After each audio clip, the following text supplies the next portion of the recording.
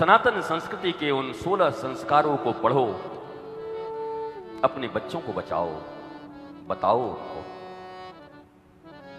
ये भगवान बलराम की नगरी है। श्रीमद् भागवत जी में कथा आती है कि जब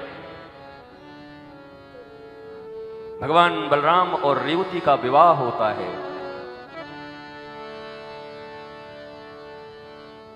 और बड़ी प्यारी बात है, और भगवान रेवती और बलराम प्रथम रात्रि इस दुनिया के जितने भी ऋषि हैं सब कौतुक दृष्टि से झांक रहे हैं।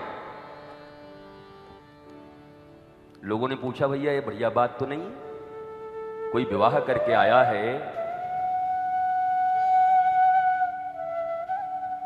कन्या आई, वधू आई, वर हैं, तो सामान्य घर में भी कोई ऐसे नहीं करता। ये बड़े बड़े ऋषि लोग क्या कर रहे हैं?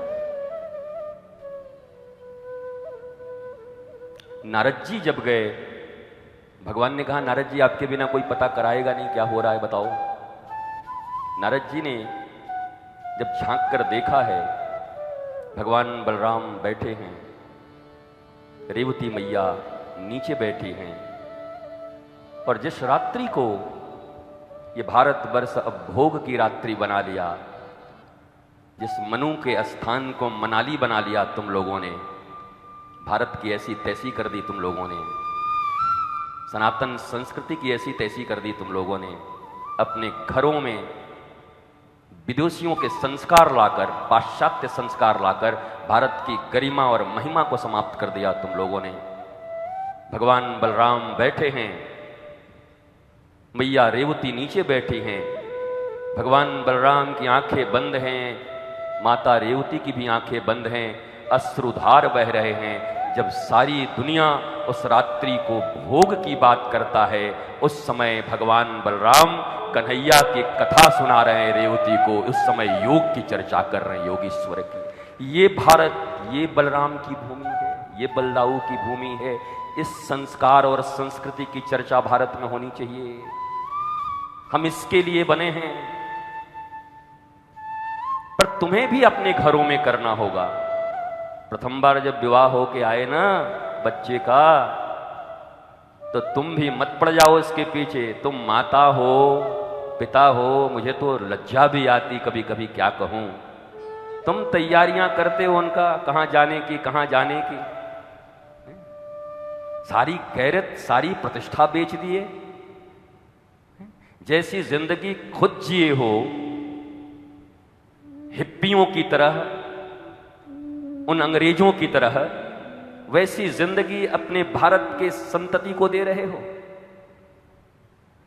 जहां ऋषियों का उद्भव हुआ है, जहां की संतानें पूरी दुनिया में पूजी जाती हैं, ईश्वर अवतार लेने को बार बार इस भारत को चयन करता है, वहां तुम अपने घरों में मंदिर बना बना के, पूजन कर करके, जलवा इत्यादि के नाम पर सबको इवेंट बना दिया है, हर पूजा को, हर पाठ को। और उसके बाद तुम्हारे क्रिया और कर्म बिल्कुल सनातन संस्कृति के विपरीत, हिंदू संस्कृति के विपरीत, भगवान के विधान के विपरीत, आनंद के विपरीत। और इसीलिए पागलों की संख्या बढ़ रही है धीरे धीरे, और कोई कारण नहीं। अरे तुम तो प्रारंभ करो अपने घरों में। जरा याद करो, आप जो दादाजी के उम्र के लोग यहां बैठे हैं, आपका भी तो विवाह हुआ होगा। आप कौन सी मनाली गए थे? स्विट्जरलैंड गए थे? क्या क्या भारत की परंपरा थी। बहू जब घर में आती तो कितने दिनों तक तो पहचान होती रहती थी। ये ददिया सास हैं, प्रणाम करिए। ये यहाँ के फूफा जी हैं, इनको प्रणाम करिए।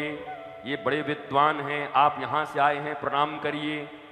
कई दिन, कई रात्रियां पहचान में गुजरती थी अपने संस्कृति की।